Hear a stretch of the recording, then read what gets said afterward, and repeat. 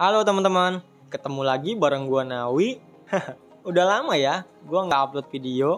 Mungkin karena kemarin bulan Ramadan, jadi gua agak sedikit mager untuk bikin video. Nah, tapi di sini gua mau sedikit maksain konten biar akun YouTube gua tetap aktif pastinya. Gitu teman-teman. Oke, langsung aja. Di sini gua mau berbagi pengalaman lagi dan lagi karena mungkin pengalaman itu adalah guru yang baik katanya.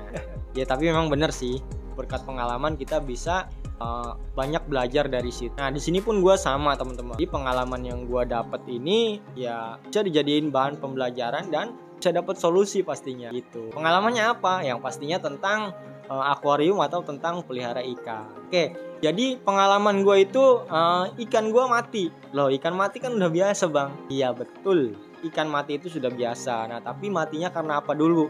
Nah kebetulan di sini ikan gua mati ada 3 ekor ya yang mati. Yang pertama itu ikan Dutch, yang kedua ikan Pibas, nah yang ketiga itu ikan Genghis-Khan. Nah jadi ikan gua mati gara-gara gua ganti air. Loh kok bisa mati ganti air? Bukannya ganti air itu bagus ya, kan jadi sehat, air jadi bersih, akuarium pun gak kusem gitu ya kalau ganti air. Betul. Nah tapi di sini kita pun harus punya cara yang benar biar ikan kita nggak mati pas ganti air, karena banyak di luar sana kasusnya itu ketika ganti air ikan mati. Nah kebetulan itu juga terjadi pada gua sendiri. Nah jadi gua sebut itu pengalaman ya. Nah jadi ikan gua mati ketika gua ganti air. Nah ketika gua browsing sana sini itu yang gua dapet cuman mabok pH ternyata ikan gua. Tapi bukan itu. Usut diusut ikan gua bukan mabok pH, karena kalau ikan gua mabok pH mungkin semua jenis yang sama ikan gua bakal mati. Tapi ini dari jenis yang sama karena kan gua nggak punya maksudnya dalam satu jenis gua nggak cuma punya 1 ekor. Kayak Pibas gua punya 3 kayak gitu. Nah itu yang mati cuma 1. Artinya itu kan mereka bukan mabok pH. Nah ternyata ikan gua mati itu karena kekurangan suplai oksigen ketika ganti air. Nah jadi buat teman-teman yang punya kendala sama dengan gua ketika ganti air itu ikannya mati, mungkin video ini pas banget teman-teman tonton gitu. Siapa tahu solusinya juga sama gitu kan. Jadi teman-teman tonton video ini sampai habis deh. Siapa tahu teman-teman juga bisa nerapin solusi dari gua ini ke akuarium teman-teman nantinya ketika ganti air gitu teman-teman. Nah jadi ikan gua mati pas ganti air itu karena kekurangan suplai oksigen. Jadi untuk ganti air memang cara yang benar itu sedikit demi sedikit. Jadi pergantian air itu cukup 20%, lalu nanti berikutnya 30%, lalu naik terus 50%, 60% dan seterusnya. Tapi kebetulan karena cara gua salah, kemarin itu gua ganti air itu langsung di kurang lebih angka 70%-an lah. 70% atau 80%. Jadi hanya gue sisakan sedikit saja, itu gue kurang lebih 20% sisanya. Nah jadi gue ganti air sebanyak itu. Banyak yang bilang itu caranya salah. Ya memang bener gue ngelakuin cara ganti air itu salah. Nah tapi dengan cara yang salah tersebut, akhirnya di sini gue nemuin solusi. Jadi teman-teman nggak perlu khawatir nih untuk yang mau ganti air sebanyak mungkin atau sampai 80% contohnya gitu ya. Nah solusinya apa bang biar ikan gua nggak mati pas ganti air sebanyak 80%? Tuh. Nah kebetulan akuarium gua ini besarnya itu 150 cm, tingginya 50 cm dan lebarnya pun 50 meter. Nah cukup lumayan besar ya. Nah di sini gua pakai alat bantuan yang gampang banget didapat di toko ikan. Alatnya itu apa? Webmaker teman-teman. Nah kok webmaker bisa ngebantu bang? Jadi teman-teman tonton nih ya dan coba dengerin apa yang gue jelasin. Nah jadi ikan gue mati kan gara-gara kekurangan suplai oksigen. Nah di sini gue udah pakai aerator dan gue juga udah ada output filter talang yang menghasilkan gelembung hasil turun air yang turun gitu ya, air yang turun dari filter talang tersebut. Tapi di sini kurang cukup teman-teman.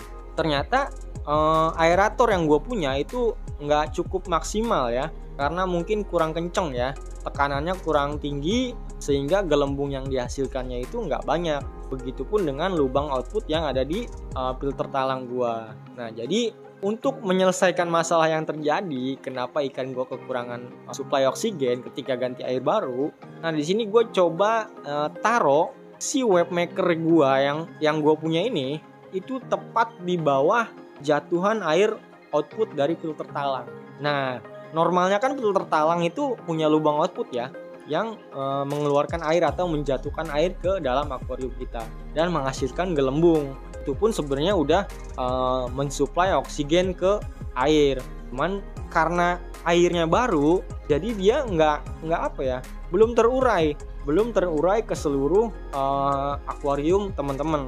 Nah, jadi solusinya ini di sini gue kasih webmaker tepat di atas jatuhan air lubang output si filter talang. Nah, jadi ketika air jatuh, dia akan terpecah oleh si webmaker. Baling-baling webmaker kan muter ya. Nah, itu pas dia jatuh dia bakal kepecah lagi si gelembungnya dan dia akan menjadi gelembung yang kecil-kecil banget. Gelembung yang kecil-kecil itu akan menyebar ke sudut-sudut akuarium kita. Jadi semua dia nyebar. Nah, itu akan ngebantu ikan kita bernapas meskipun dengan air baru. Karena di sini gue udah nyoba trial ya, uji coba. Gue penasaran ketika gue ganti air, gue matiin webmakernya dan gue nggak taruh di posisi jatuhan air output. Ternyata ikan gue lagi dan lagi mangap-mangap. Bukan mangap-mangap karena galak ya, mangap-mangap karena dia kesulitan bernapas. Mangap-mangap sampai dia naik ke permukaan air, nyari oksigen ya, nyari pernapasan. Karena dia susah bernapas dalam air, akhirnya dia mangap-mangap dan dia naik ke permukaan air. Nah itu mangap-mangap ikan gue tanpa bantuan webmaker yang gue punya. Mangap-mangap lagi, gue diemin, kok mangap-mangap terus ya. Dan ini gue yakin indikasinya bakal mati lagi. Nah akhirnya langsung gue nyalain webmakernya dan gue tempatkan tepat di bawah jatuhan air si lubang output filter talang. Hasilnya adalah dia memecah gelembung yang dijatuhkan oleh si filter talang ke sudut-sudut. Jadi kecil banget tuh, jadi partikel-partikel kecil gelembungnya. Dan itu sangat ngebantu gue rasa. Dan ya jujur aja itu cukup ngebantu gue, dan ikan gue setelah 10 atau 15 menit itu langsung balik lagi ke bawah dan dia udah nggak kesulitan bernapas lagi. Dia langsung napasnya normal aja kayak air lama gitu. Jadi solusinya itu teman-teman cukup pakai webmaker. Webmaker itu apa bang? Nah ada di video tuh teman-teman bisa lihat. Webmaker itu dia pembuat arus ya, bisa juga untuk mendorong kotoran. Tapi di sini gue fungsikan untuk mengurai pecahan gelembung dari jatuhan air di filter talang. Nah jadi si webmaker ini gue fungsikan bukan